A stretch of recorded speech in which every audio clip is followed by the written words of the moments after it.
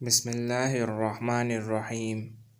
راحت افزا زندگی 12 چیزوں میں پوشیدہ ہے۔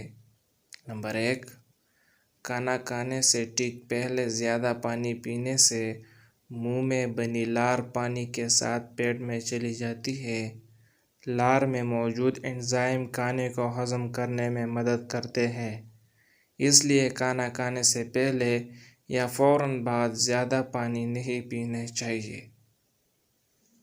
نمبر 2، کھانا کھانے کے بعد پیشاب کریں، اس سے پیٹ ہلکا ہو جاتا ہے اور پیشاب سے متعلقہ بیماریاں بھی نہیں لگتی۔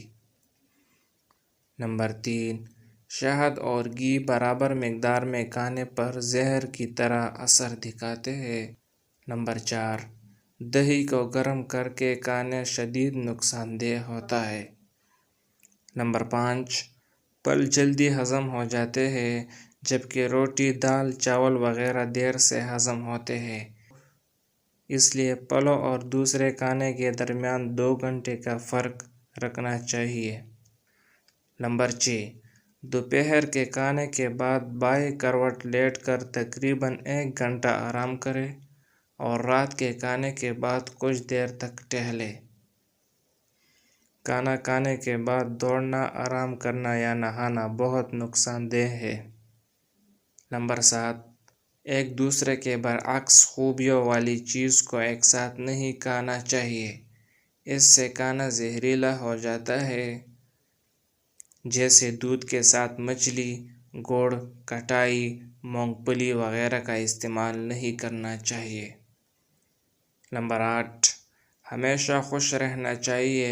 غصہ، لالچ، حسد، رقابت وغیرہ جذبات کے حالات میں خون میں زہریلے عناصر بڑھ جاتے ہیں، جو کہ صحت کے لیے نقصان دہ ہے۔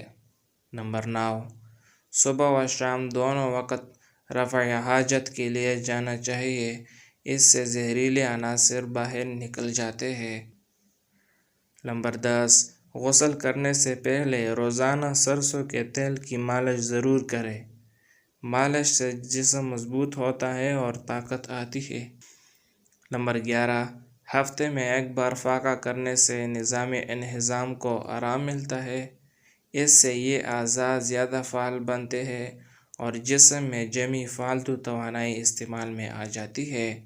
بیمار، کمزور یا سخت محنت کرنے والوں کو فاقہ نہیں کرنا چاہیے، اس سے انہیں مزید کمزوری آ سکتی ہے۔ نمبر 12، روزانہ جسم کی صلاحیت کے مطابق ورزش کرنی چاہیے، اس سے جسمانی اعضاء مضبوط ہوتے ہیں، خون کا دورہ ٹھیک رہتا ہے، کاہلی دور ہوتی ہے، کھانا اچھی طرح ہضم